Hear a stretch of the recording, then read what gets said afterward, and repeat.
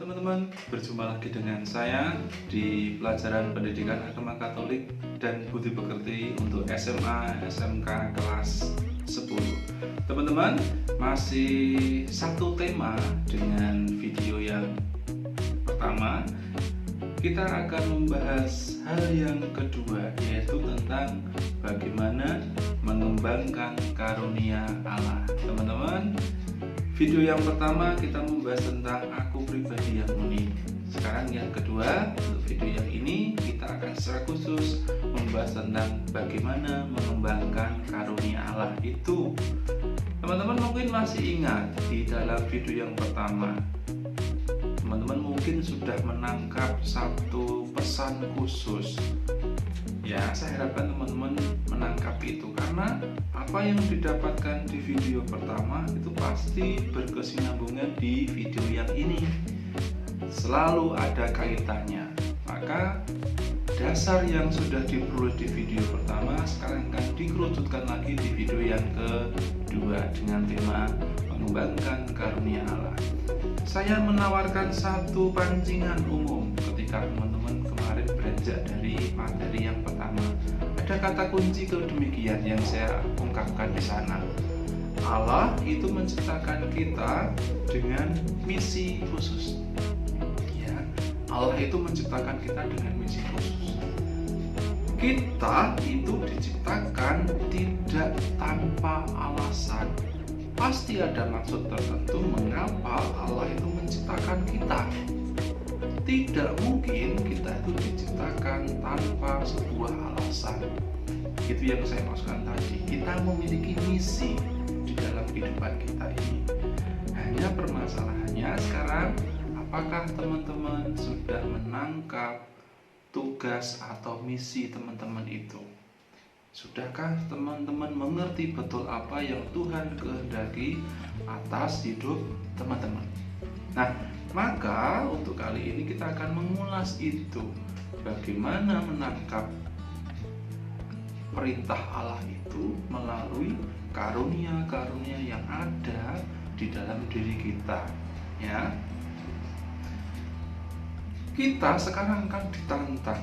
Ya, untuk yang pertama kali adalah menyadari betul kemampuan-kemampuan dan talenta kita. Bahkan ada teman-teman nih sampai sekarang ini yang tidak bisa menerima keterbatasannya. Ini adalah problem yang nyata-nyata ada di dalam hidup kita. Ini adalah problem besar di dalam hidup kita, ya. Ketika kita tidak menyadari potensi kita, sekaligus kita tidak mau menerima kelemahan yang ada di dalam diri kita. Ini akan sangat menyusahkan hidup kita, ya. Maka di video kali ini saya akan memotivasi teman-teman semua untuk mengajak kita semua untuk menyadari bahwa setiap orang itu unik dan sudah dibekali kemampuan dan potensi yang berbeda-beda. Coba teman-teman sekarang bayangkan, ya, kenapa setiap orang itu memiliki kemampuan yang berbeda-beda. Nah, analoginya begini. Coba kalau satu dunia ini, ya, orang-orangnya itu hanya bisa bermain gitar semua. Kira-kira bisa kebentuk enggak band? Grup band itu kira-kira bisa kebentuk enggak? Tidak mungkin. Ya, yang main drum siapa? Vokalisnya siapa? Basisnya siapa? Itu memerlukan orang-orang dengan potensi yang berbeda-beda lalu disatukan ke dalam grup itu. Maka yang saya katakan tadi itu menjadi realitas. Kita itu diciptakan dengan potensi yang berbeda-beda. Tidak mungkin kita itu lalu disamaratakan kemampuannya. Bahkan seorang filsuf Yunani namanya Aristoteles itu mengatakan demikian. Manusia itu akan bahagia jika ia secara aktif mampu merealisasikan bakat-bakat dan potensinya. Potensi itu akan menjadi nyata jika dia berhasil mewujud nyatakan. Inilah yang akan menumbuhkan kebahagiaan di dalam diri setiap orang. Jadi intinya begini, orang itu akan bahagia jika segala potensi yang ada dalam dirinya itu bisa keluar. Hanya masalahnya, kenalkah kita dengan potensi kita? Itu masalahnya. Atau dengan bahasa lain, mampukah kita menerima dan mengembangkan segala keterbatasan yang ada dalam diri kita itu tadi? Ya. Maka setiap orang di sini ditantang untuk mampu menemukan dan mengembangkan talentanya. Ini tantangan serius untuk kita semua. Siapapun Anda, siapapun kita semua ini ditantang untuk mengembangkan talenta-talenta kita. Tetapi ini teman-teman perlu ingat betul, ada dua warningnya, ada dua acuan dasar, ada dua peringatannya. Yang pertama adalah sikap sombong yang harus dihindari. Yang kedua adalah sikap rendah diri yang juga harus dihindari. Sombong yaitu ketika manusia merasa lebih unggul daripada yang lainnya. Dia tahu potensinya tapi sikapnya salah, merasa dia yang paling hebat, dia akan jatuh ke sikap sombong. Ini harus dihindari. Yang kedua, sikap rendah diri atau minder atau merasa menjadi orang yang tidak berguna. Ini juga akan merusak kehidupan. Karena apa? Kita lantas tidak bisa menerima diri, ya. Apa adanya, lalu kita menjadi drop. Karena apa? Lalu yang menjadi bayangan-bayangan kita adalah saya tidak bisa apa-apa. Nah, dua sikap yang harus dihindari, ya. Satu sombong, yang satu rendah diri. Untuk itu teman-teman, saya akan mengajak teman-teman untuk melihat satu kisah yang bagi saya sangat inspiratif. Seseorang yang mungkin lahir tidak normal, ya, lahirnya tidak normal, tetapi progres kehidupannya sangat hebat. Oke, kita simak siapa dia. Saya memiliki videonya teman-teman, silakan simak betul ya. Oke, kita cermati. Teman-teman, apakah pernah merasa hidup Anda itu tidak berharga? Pernahkah Anda juga merasa tidak punya kemampuan apa-apa?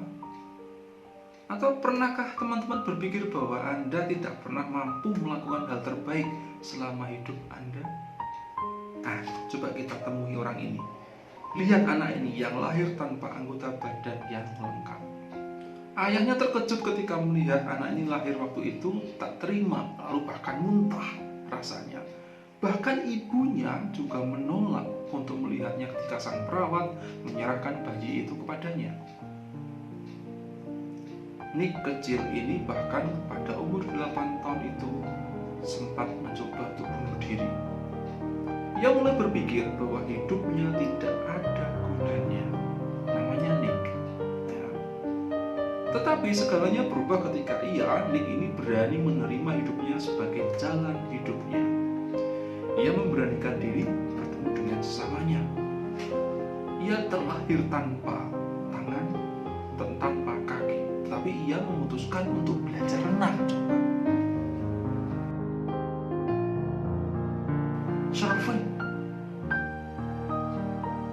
terjun payung, sesuatu yang di luar nalar orang-orang umum. Dan ia berbicara di depan ribuan orang. Bagaimana coba rasakan? Saat ini ia menjelajah banyak dunia untuk memberikan motivasi kehidupan. Bahkan dokternya waktu itu berpikir bahwa Nick tidak akan pernah bisa berjalan. Tapi nyatanya dia berjalan sekarang. Nick sekarang ini menjadi pemimpin 2 perusahaannya dan dia mempekerjakan ratusan orang. Jangan pernah takut untuk bekerja, jangan pernah takut untuk mencoba, jangan pernah takut untuk berrelasi, dan jangan malu. Pergilah dan cobalah, bahkan kamu tidak akan pernah menyangka bisa menginspirasi banyak orang dengan jalan hidupmu. Katanya, ketahuilah di luar sana selalu ada orang yang mampu mempercayai dan mencintaimu seperti apa adanya dirimu. Tuhan tidak akan pernah mengizinkan segalanya terjadi pada hidupmu jika itu bukan dalam rangka untuk kebaikanmu. Adalah sebuah kebohongan jika kamu berpikir kamu tidak cukup baik. adalah suatu kebohongan jika kamu pikir bahwa kamu sama sekali tidak berharga. Jangan menyerah, pesannya. Teman-teman, video tadi adalah sebuah inspirasi yang sangat nyata yang kita dapatkan dari diri seorang Nick, ya. Sekarang dari pengalaman yang jatuh seperti itu, sekarang dia posisinya adalah sebagai seorang yang mampu memotivasi banyak orang di tengah keterbatasannya. Maka demikian teman-teman yang perlu kita garis bawahi di dalam kehidupan kita.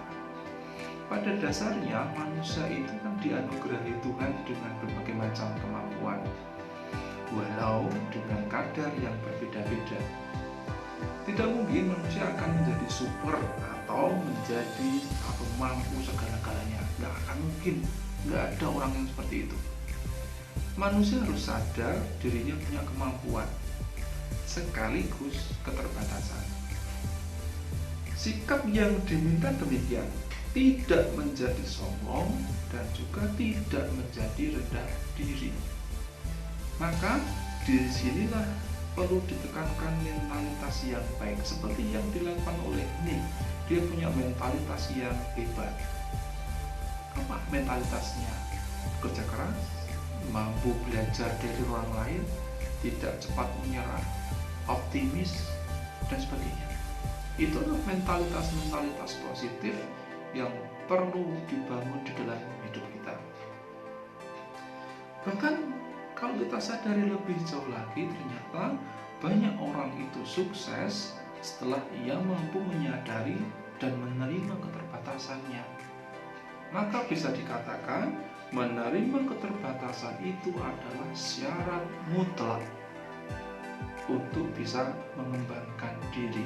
Selama kita tidak mampu dan mau untuk menerima keterbatasan kita, selamanya kita tidak akan berkembang. Oke, sesuatu yang tidak enak dalam diri kita itu adalah bagian dari diri kita. Beranjaklah dari sana, bangkitlah dari sana. Itulah fondasinya. Teman-teman, mari kita renungkan sejenak proses perjalanan kita ketika kita berefleksi seperti ini. Setelah kita ketemu dengan orang-orang yang menginspirasi hidup kita seperti Nick tadi, ya, coba kita sekarang renungkan perjalanan hidup kita ini dengan melihat sapaan-sapaan yang sudah Tuhan berikan di dalam perjalanan rohani kita. Saya tawarkan kepada teman-teman satu kutipan Injil Matius bab 25 ayat 14 sampai 30 tentang perumpamaan tentang talenta, ya. Ini adalah kisahnya. Mari kita baca bersama-sama. Perumpamaan tentang talenta.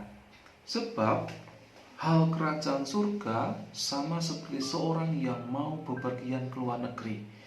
Ia memanggil hamba-hambanya dan mempercayakan hartanya kepada mereka.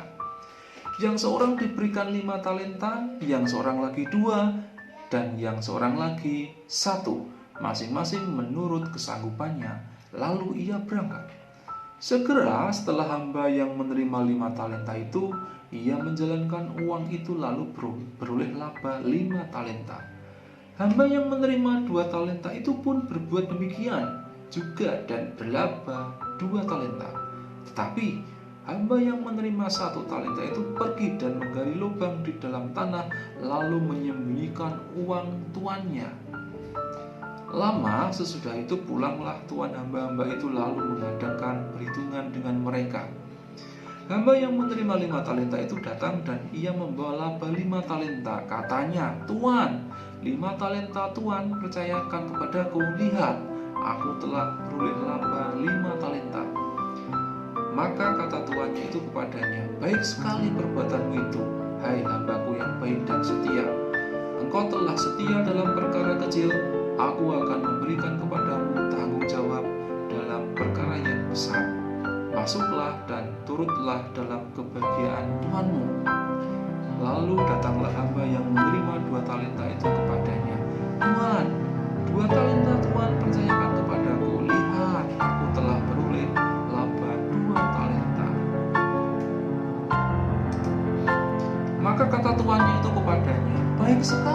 perbuatanmu itu, hai hambaku yang baik dan setia. Engkau telah setia memikul tanggung jawab dalam perkara yang kecil, aku akan memberikan kepadamu tanggung jawab dalam perkara yang besar. Masuklah dan turutlah dalam kebahagiaan Tuanmu. Kini datanglah juga hamba yang menerima 1 talenta itu dan berkata, Tuan, aku tahu bahwa Tuan adalah manusia yang kejam dan menuai di tempat di mana Tuan tidak menabur, dan yang memungut dari tempat di mana Tuan tidak menanam. Karena itu aku takut dan pergi menyembunyikan talenta Tuan itu di dalam tanah. Ini, terimalah kepunyaan Tuan. Maka jawab tuannya itu, hei kamu hamba yang jahat dan malas. Jadi kamu sudah tahu bahwa aku menuai di tempat di mana aku tidak menabur dan memungut dari tempat di mana aku tidak menanam.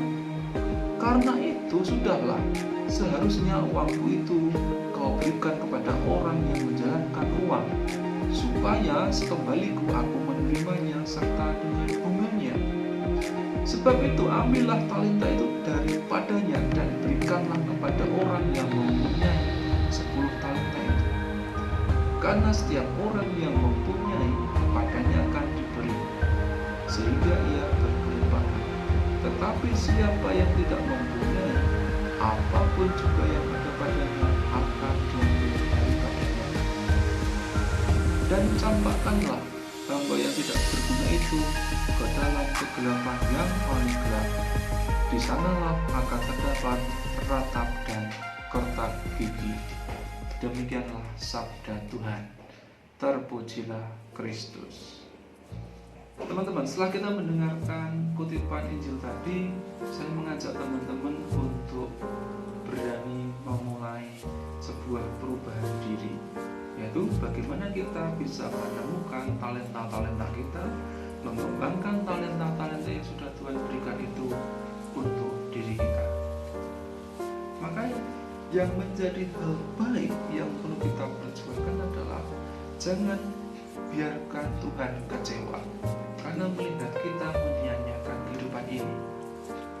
Kita buat Allah itu bangga, ya, karena Ia tidak salah telah mempercayakan kehidupan ini kepada kita. Demikian teman-teman, permenungan tentang bagaimana kita mampu mengembangkan karunia Allah. Ini menjadi hal yang baik yang perlu kita perjuangkan supaya hidup kita ini menjadi bermakna. Tuhan sudah mempercayakan segalanya kepada kita, tinggal bagaimana kita mampu mensyukuri dan memperkembangkan itu semua. Maka marilah kita tetap berjuang untuk menjaga kepercayaan Tuhan ini, sehingga hidup kita kelak menjadi berkah yang melimpah untuk hidup kita dan juga orang-orang yang dipercayakan kepada kita. Oke teman-teman, semoga hidup teman-teman semakin hari semakin